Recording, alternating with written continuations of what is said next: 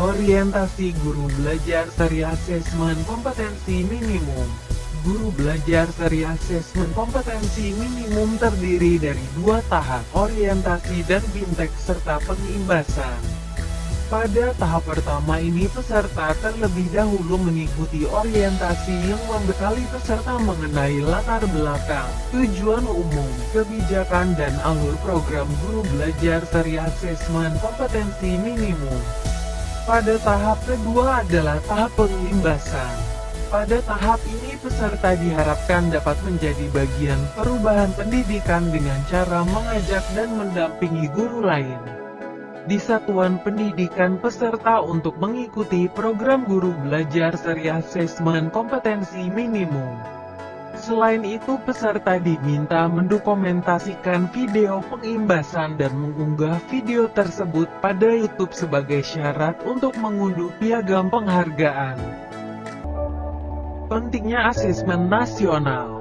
Asesmen nasional perlu dilakukan untuk peningkatan mutu sistem pendidikan, tidak hanya berorientasi pada pencapaian siswa dalam menguasai materi pelajaran dan nilai ujian akhir. Keberhasilan sistem pendidikan lebih difokuskan pada pencapaian kompetensi siswa yang meliputi pengetahuan, keterampilan, dan sikap. Terlebih pada era transformasi pendidikan abad ke-21, di mana arus perubahan menuntut siswa menguasai berbagai kecakapan hidup yang esensial untuk menghadapi berbagai tantangan abad ke-21.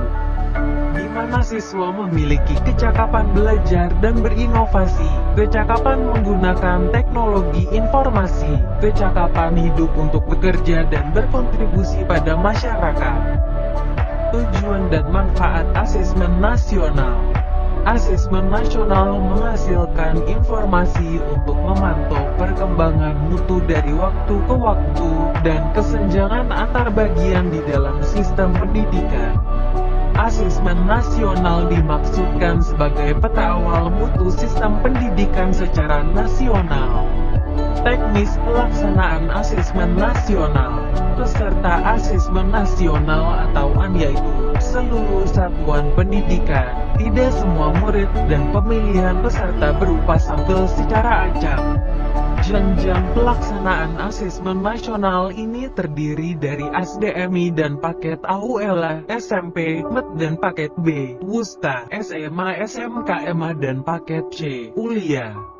Pelaksanaan asesmen nasional dilaksanakan selama 2 hari.